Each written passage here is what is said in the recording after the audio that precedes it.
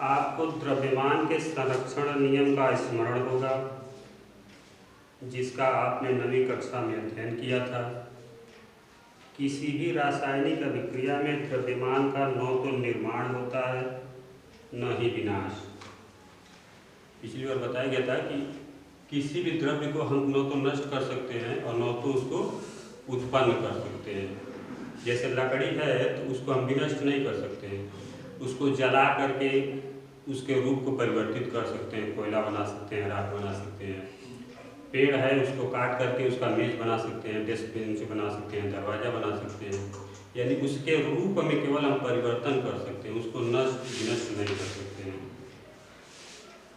तो वही कह रहा है कि द्रव्य अविनाशी है, उसको न तो हम उसका विनाश कर सकते हैं और न तो उसका निर्माण कर सकते हैं। अर्थात किसी भी रासायनिक अभिक्रिया के उत्पाद तत्वों का कुल द्रव्यमान अभिकारक तत्वों के कुल द्रव्यमान के बराबर होता है। जैसे एक समीकरण बताया गया था कि Mg +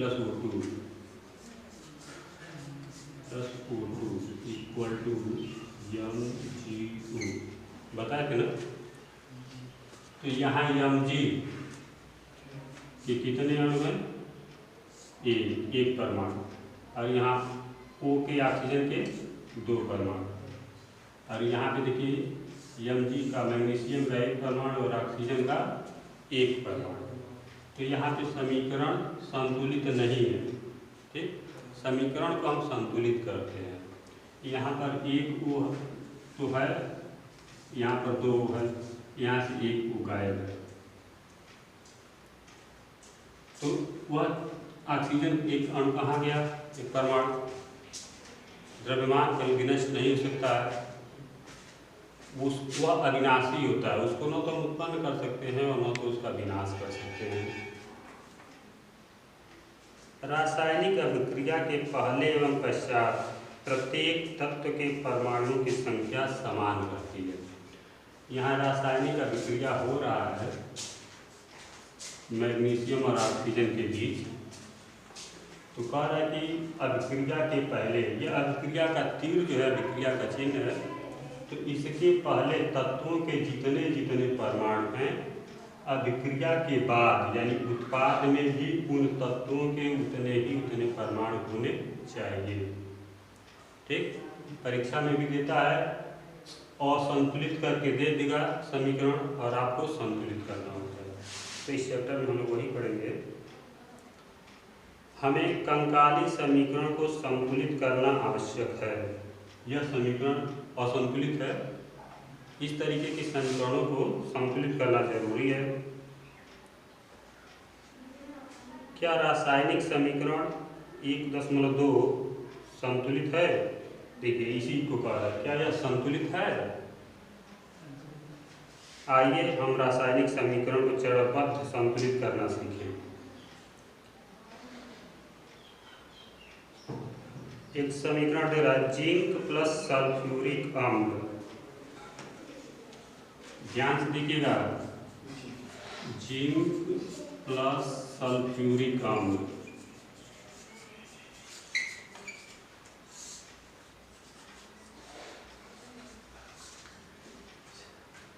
zinc sulphate plus hydrogen, यह अभिक्रिया करके बनाता है जिंक सल्फेट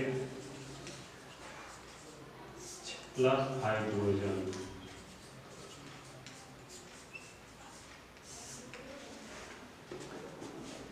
चैप्टर था हमारा रासायनिक समीकरण। अब देखिए यह रासायनिक समीकरण है, लेकिन यह भाषा में लिखा हुआ है ना। इसको हम कुछ प्रतीकों और सूत्रों के माध्यम से लिखते हैं, और उन्हीं प्रतीकों और सूत्रों के माध्यम में लिखने को हम रासायनिक समीकरण कहते हैं। अब इसको हम सूत्रों में लिखेंगे। जिंक का Zn प्लस सल्फ्यूरिक अम्ल H2SO4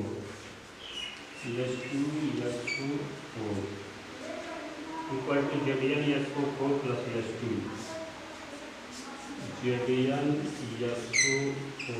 प्लस H2।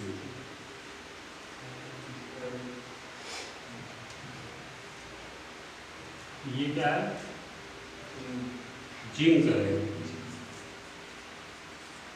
और ये सल्फ्यूरिक अम्ल। सब इसका याद रखना पड़ेगा आपको। सल्फ्यूरिक अम्ल क्या बन रहा है? जिंक सल्फेट बन रहा है। ये है जिंक सल्फेट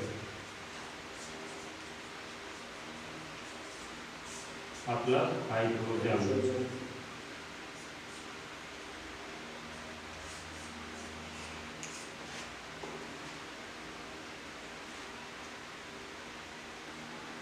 और इस समीकरण में तीर के निशान के दोनों ओर के तत्वों के परमाणुओं की संख्या की तुलना है। तीर के निशान के बाईं तरफ और तीर के निशान के दाईं तरफ जो तत्व हैं इनके परमाणुओं की तुलना कीजिए। इधर जिंक का कितना परमाणु है? Zn 1 है। इधर भी 1 है।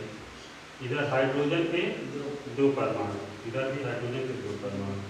और सल्फ्यूरिक अम्ल का 4, यानी यस 1 है, इधर भी यस 1 है। इधर O4 है और इधर भी O4 है।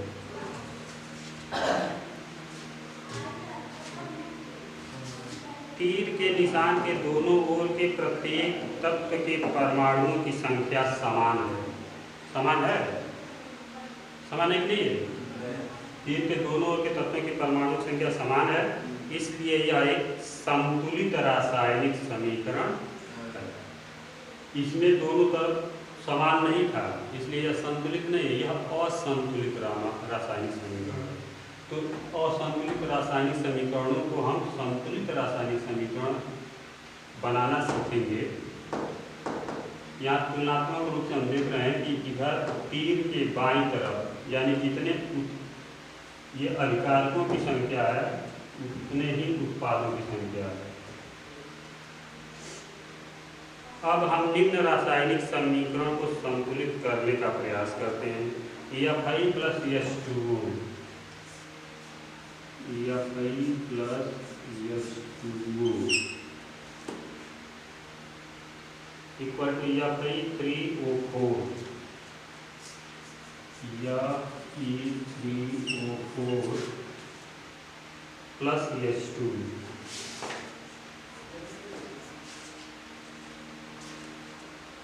इसमें देखिए समीकरण संतुलित है।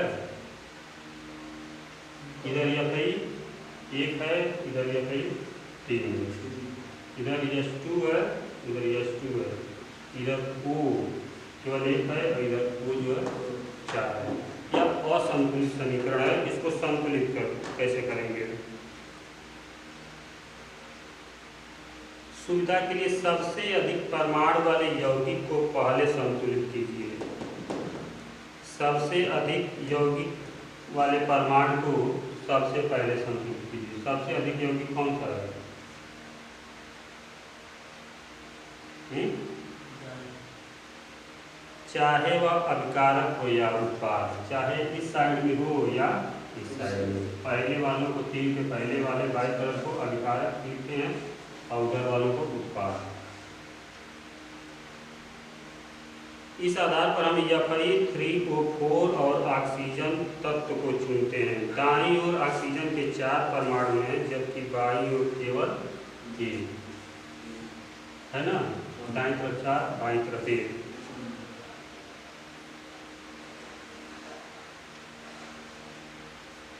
अब प्रारंभ में 1H2O में और FeSO4 में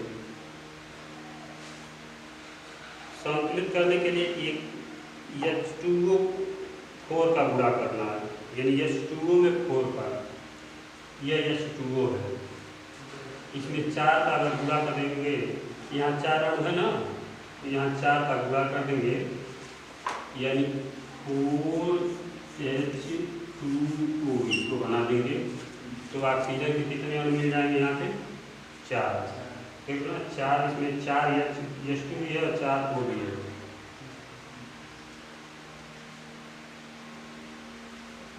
ऑक्सीजन परमाणु को संतुलित करने के लिए 4 का गुणांक लगाकर 4H2O लिखिए। लेकिन H2O2 या H2O4 नहीं। देख रहे हैं कैसे लिखेंगे? कह रहा है इसको संतुलित करने के लिए इसमें हम 4 का गुणा करके सीधे लिखेंगे। इसको हम H2O2 नहीं लिखेंगे और H2O4 नहीं लिखेंगे। इसको कह रहा है कि हम H2O4 ऐसे लिख करके संतुलित नहीं करेंगे। क्या करेंगे? 4 का हम सीधे यहाँ इसमें गुणा, H2O में 4 का गुणा करेंगे। H2O में 4 का गुणा कर दिया गया। आंशिक रूप से संतुलित समीकरण अब इस प्रकार है। अब देखिए कह रहा है कि जो हम समीकरण संतुलित किए हैं तो Fi plus 4H2O plus Fi 3O4 Fe3O4 plus H2O। यह समीकरण था। इसमें हमने O को जब संतुलित किया 4 का गुणा करके तो केवल इसमें 4 का गुणा कर दिया, बाकी सब वैसे ही है। ठीक है, अभी पूरा संतुलित नहीं हुआ, आंशिक रूप से संतुलित है, केवल हमने O को अभी संतुलित किया है।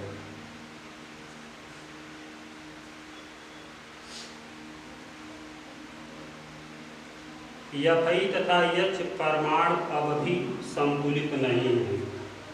Fi और H अभी भी संतुलित नहीं है। इधर Fi कितना है? 1 है, इधर Fi 3 है, ये संतुलित नहीं है। H इधर देखिए 4 दूनी 8 हो जाएगा। H2 पहले था 4 का गुणा हो जाए, 4 दूनी 8 H है, इधर H केवल 2 है। यह अभी भी संतुलित नहीं है। इसको करने के लिए अब हम आंशिक रूप से संतुलित समीकरण में हाइड्रोजन परमाणु को संतुलित करते हैं। अब हाइड्रोजन को संतुलित करेंगे। यहाँ कितना है? 2 है, और इधर कितना है?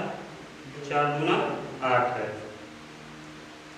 हाइड्रोजन परमाणु को बराबर करने के लिए दाईं ओर के अणु की संख्या को 4 से गुणा कर देते हैं। 4 का गुणा कर देंगे तो ये हो जाएगा Fi plus 4H2O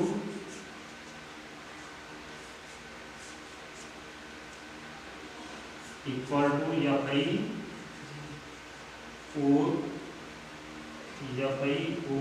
Fi 3O4 plus 4H2O।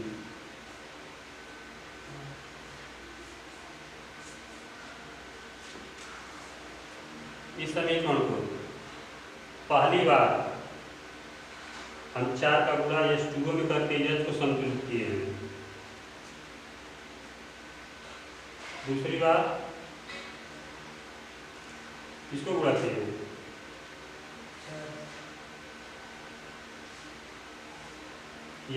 इसमें 4 का गुणा करके O को संतुलित किए थे और यहाँ हाइड्रोजन को संतुलित कर दिए। अब देखिए क्या क्या संतुलित हो गया हमारा। इधर H2O कितने हैं? 4 का गुणा किए हैं तो O 4 हो गया और H कितना हो गया? 4 गुना 8। यहाँ पे H कितने हो गए? 4 गुना 8। O भी 4 हो गया।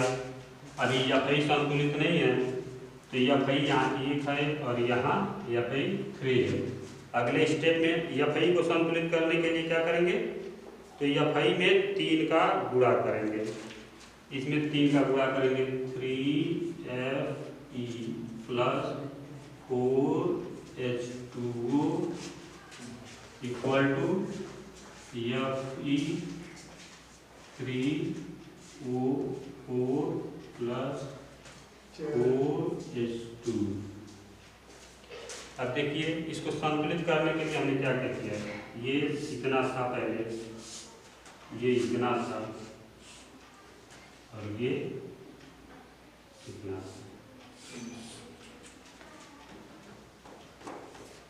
था ना। अब ये संतुलित आपका मिलेगा 3Fi 4H2O Fi 3O4 plus 4H2। अब ये आपका समीकरण संतुलित हुआ। अब इधर बाएं पक्ष और दाएं पक्ष के सभी तत्वों की तुलना कीजिए, सभी परमाणु बराबर है कि नहीं है। तो Fi के 3 अणु इधर हैं परमाणु, और Fi के 3 परमाणु इधर हैं। इधर H के 4 दूना 8, 4 का गुणा करेंगे 4 है, और 2 पहले से 4 दूना 8, इधर 4 दूना 8 H2। O का भी 4 और इधर O 4। अब ये संतुलित है, यानी इस समीकरण को संतुलित करने के लिए हमें Fi में 3 का गुणा करना पड़ा, H2O में 4 का, और इधर H2 में 2। अब ये समीकरण आपका संतुलित है।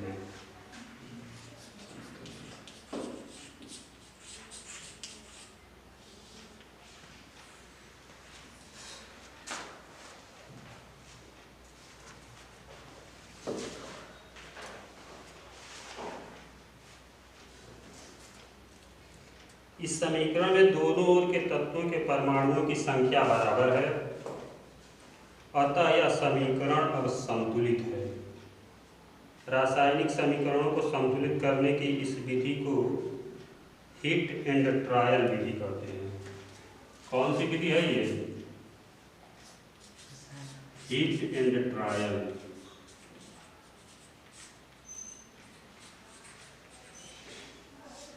हिट एंड ट्रायल विधि रासायनिक समीकरण को संतुलित करने का हिट एंड ट्रायल विधि।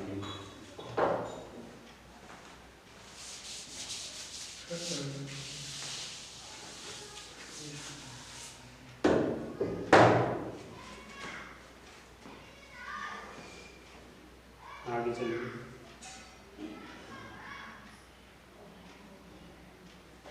इसको हिट एंड ट्रायल विधि इसलिए कहते हैं क्योंकि सबसे छोटे पूर्णांक संख्या के गुणांक का उपयोग करके समीकरण को संतुलित करने का प्रयत्न करते हैं।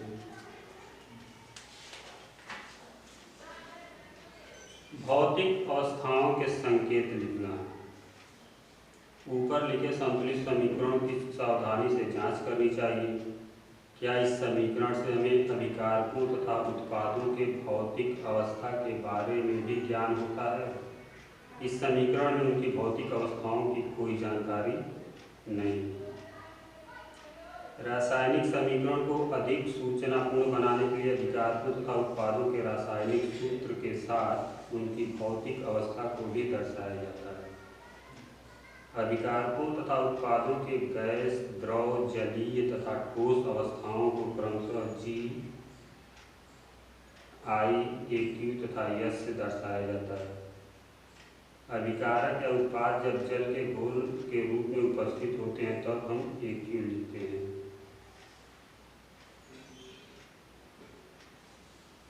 समीकरण में H2O के साथ G चिन्ह का प्रयोग किया गया है।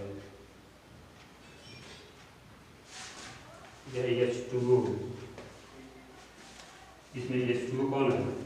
यह है ना, तो इसको यह गैस G, यह गैसीय रूप में।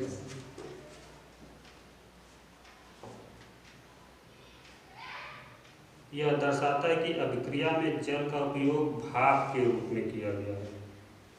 H2O पानी का तो सूत्र होता है, पानी द्रव होता है, लेकिन यहाँ पे G हमने लिखा हुआ है, इसका यह संकेत है कि हम पानी को भाप के रूप में उपयोग कर रहे हैं इस अभिक्रिया में। प्रायः हर रासायनिक समीकरण में भौतिक अवस्था को शामिल नहीं किया जाता है जब तक कि यह आवश्यक न हो। कभी कभी अभिक्रिया की परिस्थितियाँ जैसे कि ताप, दाब, उत्प्रेरक आदि को भी तीर के निशान के ऊपर या नीचे दर्शाया जाता है।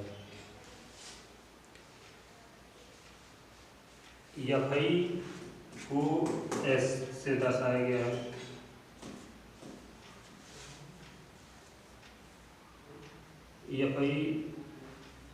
Fi3O4 से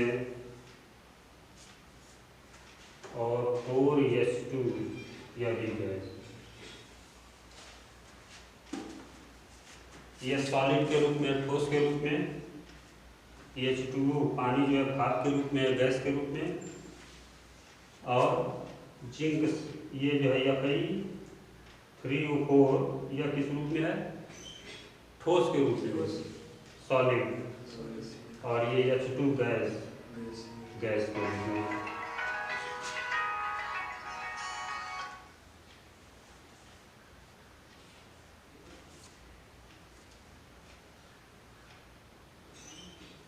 कभी कभी अभिक्रिया की परिस्थितियां जैसे कि ताप दाब उत्प्रेरक आदि को भी तीर के निशान के ऊपर या नीचे दर्शाया जाता है।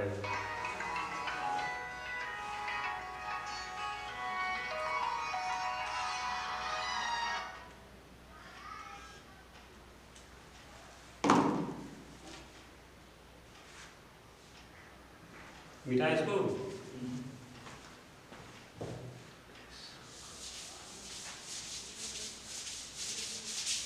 किताब आप लोगों के पास होना चाहिए जब पढ़ाया जैसे किताब में देखते हैं।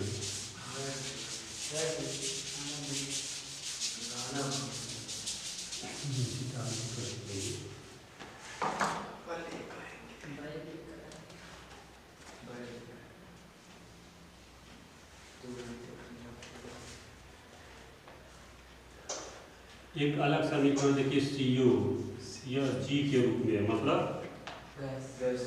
प्लस 2H2 यह भी G के रूप में है, इक्वल टू CH3OH।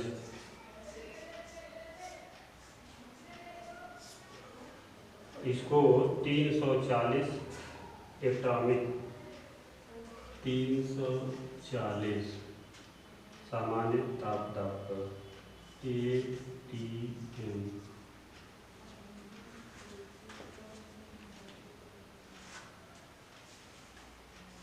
एक कहा कर रहा है कि कभी कभी अभिक्रिया की परिस्थितियां जैसे कि ताप दाब उत्प्रेरक आदि को भी तीर के निशान के ऊपर या नीचे दर्शाया जाता है। देखिए तीर के ऊपर निशान के ऊपर दर्शाया गया है ना 340, ये 340 एटॉमिक मास है। 6CO2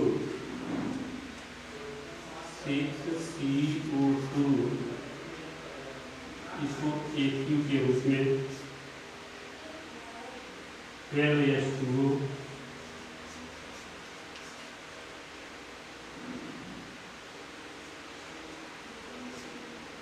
I के रूप में, सूर्य का प्रकाश,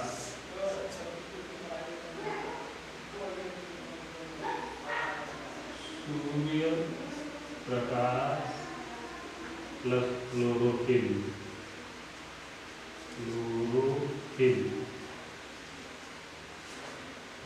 इक्वल टू C6H12 C6H12O6 या एक के रूप में 6CO2 एक के रूप में और 6H2O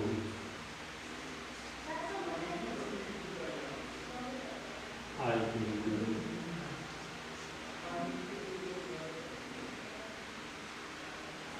ये है आपका ग्लूकोज।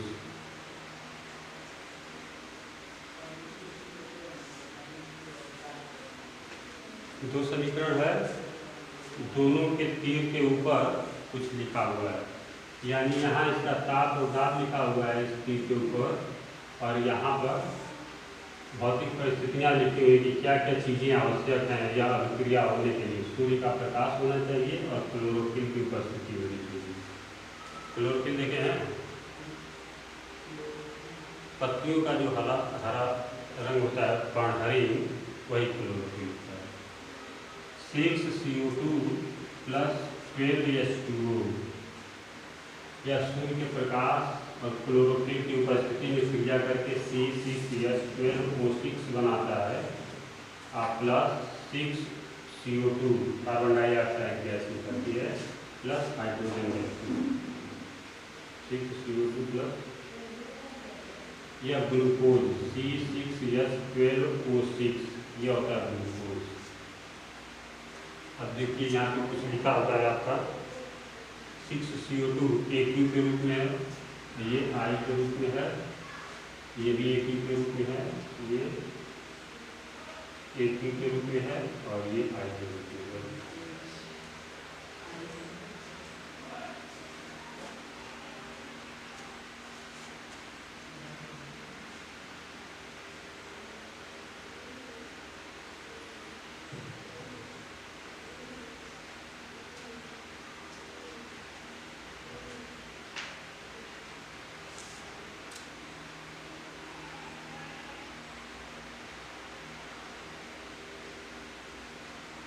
अब रासायनिक अभिक्रियाओं के प्रकार।